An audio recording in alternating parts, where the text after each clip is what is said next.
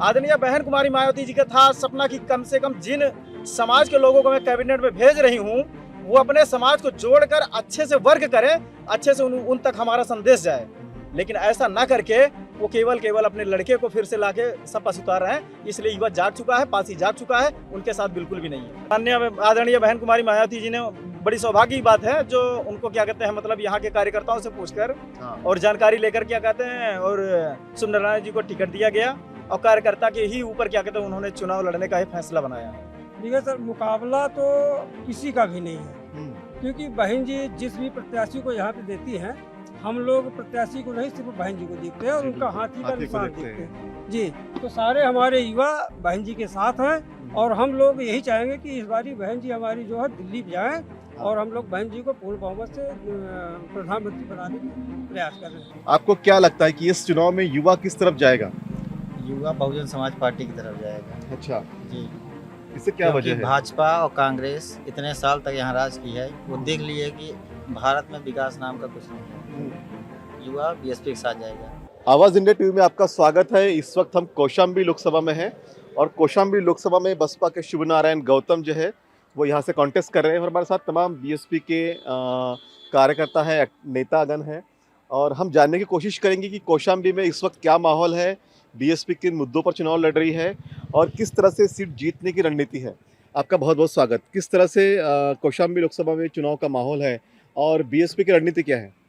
जी, BSP की रणनीति जो है वो विकास पर है, शिक्षा पर है, रोजगार पर है और हम लोग जो अभी क्या कहते हैं वर्तमान की सरकार है वो अत्याचार, शोषण, बलात्कार, महंगाई इन्हीं सारे मुद्दों पर अगर बात करें तो बहुत कम पड़ जाएगा। इसलिए बीएसपी जितनी भी बात करती है वो काम करके दिखला देती है, चाहे वो शिक्षा के मामले में हो, चाहे वो रोजगार के मामले में हो, वो चाहे महंगाई के मुद्दे में हो।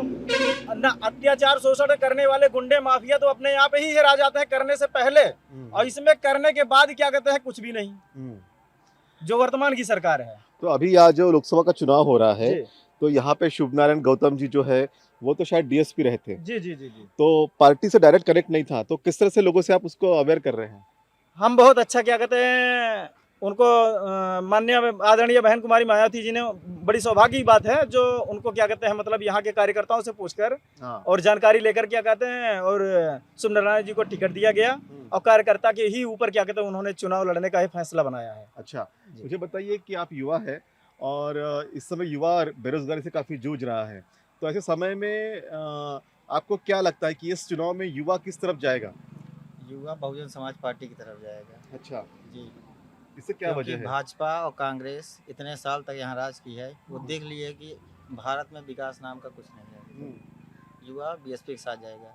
अच्छा, कांग्रेस को देखा है, भाजपा लेकिन को पिछले देखा है, मर्तबा बीएसपी का विधानसभा चुनाव में प्रदर्शन अच्छा नहीं था, तो इस समय ऐसा क्या हुआ कि युवा आकर्षित हो रहा है? बहन जी के कार्यकाल से युवा आज जो है देखा वो खुश है युवा। अच्छा जी। सुशासन का शासन। मुझे बताइए कि मुख्य मुकाबला किसके साथ में है, सपा के साथ है, बीजेपी के साथ है?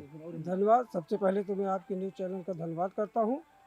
देखिए सर, मुकाबला तो किसी का भी नहीं है, क्योंकि बहन जी जिस भी प्रत्याशी को यहाँ पे देती हैं, हम लोग प्रत्याशी को नहीं सिर्फ बहन जी को देखते हैं और उनका हाथी का निशान देखते हैं जी।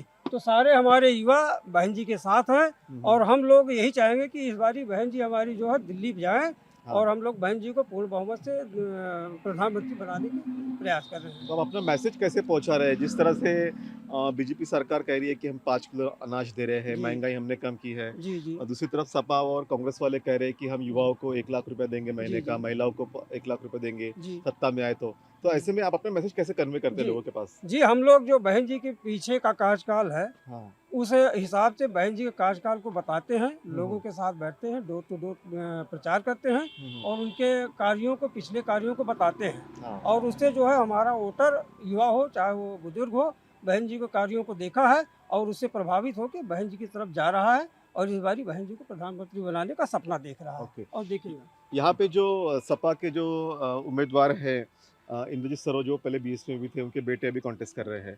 हमने कुछ लोगों से बातचीत भी की थी, तो कुछ पासी समाज के लोग हमें कह रहे थे कि हम सरोज जी की तरफ जाएंगे। आपको क्या लगता है, क्यों बदलाव हो रहा है ये? जी, वो जब बहन जी आदरणीय बहन कुमारी मायावती जी समाज कल्याण उत्तर प्रदेश का कैबिनेट मंत्री बनाया, अच्छा। और वो पासियों का भला कहाँ किए, अपने लड़के को कम से कम डिप्टी कलेक्टर बनाना चाहिए और लोगों को आगे आने देना चाहिए। वो अपने ही घर में चाहे सपा में जाएं, चाहे वो क्या कहते हैं जहाँ जाएं, भाग कर केवल अपने ही बच्चों को ही क्या कहते हैं भविष्य राजनीति में उतारने का क्या कहते कर रहे हैं। हाँ। और भी पासी समाज के युवा हैं और बड़े बड़े लोग हैं क्या कहते हैं जो पढ़े लिखे सक्षम हैं। तो इसलिए युवा देख रहा है, ये जहाँ भी जाते हैं, जिस भी पार्टी में जाएंगे, ये अपने ही घर से उतारेंगे। जैसे कि केशव पासी को इन्होंने क्या कहते बर्बाद कर दिया चुनाव लड़ाते लड़ाते, गिरीश पासी को चुनाव लड़ाते लड़ाते बर्बाद कर दिया, अजय पासी को मौका नहीं दिया बीएसपी में। आदरणीय बहन कुमारी मायावती जी का था सपना कि कम से कम जिन समाज के लोगों को मैं कैबिनेट में भेज रही हूँ, वो अपने समाज को जोड़कर अच्छे से वर्क करें, अच्छे से उन तक हमारा संदेश जाए। लेकिन ऐसा ना करके वो केवल अपने लड़के को फिर से लाके सपा से उतार रहे हैं। इसलिए युवा जाग चुका है, पासी जाग चुका है, उनके साथ बिल्कुल भी नहीं है। अच्छा, पिछले चुनाव में गठबंधन था सपा बसपा का जी, और उस समय सरोज जी काफी कम वोटों से हारे थे। उस समय बीएसपी कॉन्टेस्ट नहीं करी थी, उससे पहले बीएसपी ने कॉन्टेस्ट किया था, और अभी में कितना अंतर देख रहे हैं आप? अभी तो हम बहुत आगे जाएंगे। उस वक्त ऐसा था कि क्या कहते हैं जो यहाँ पर यादव समाज के लोग थे क्या कहते हैं कुछ जनसत्ता में भाग गए और कहीं भी चले गए। हम तो गठबंधन हमारी आदरणीय बहन कुमारी जी, अच्छा वोट किया था। जी आदरणीय बहन कुमारी मायावती जी जो भी हमें दिशा निर्देश देती हैं, हम उस पर हमारे सभी कार्यकर्ता, हमारे युवा सभी लोग काम करते हैं। अच्छा, लेकिन आकाश आनंद को बहन जी ने अभी रोक दिया है चुनाव प्रचार करने से, इसका कोई असर हो रहा है? नहीं, इसका असर हमारी आदरणीय बहन कुमारी मायावती जी जो भी निर्णय लेती हैं वो सर्वजनिक होता है और सर्वमान्य होता है और सर्वोपरि। इसलिए हम कुछ भी नहीं कह सकते कि भाई आकाश आनंद जी को अपने नेशनल कोऑर्डिनेटर से हटाया, तो मैं इस विषय की बात नहीं कर सकता हूँ। जी बिल्कुल। तो ये थे तमाम बीएसपी के नेतागण, कार्यकर्तागण, जिन्होंने बहुत ही बेबाकी से अपनी बातें रखी, और बहन जी का जो निर्णय है वही उनके लिए सर्वमान्य है, और हाथी के निशान के लिए लोगों तक जा के प्रचार कर रहे हैं, और बहन जी का इसके पहले का जो शासनकाल था उसकी याद दिला रहे हैं। कौशाम्बी से धर्मपाल माटे के साथ अमन कामले, आवाज इंडिया टीवी।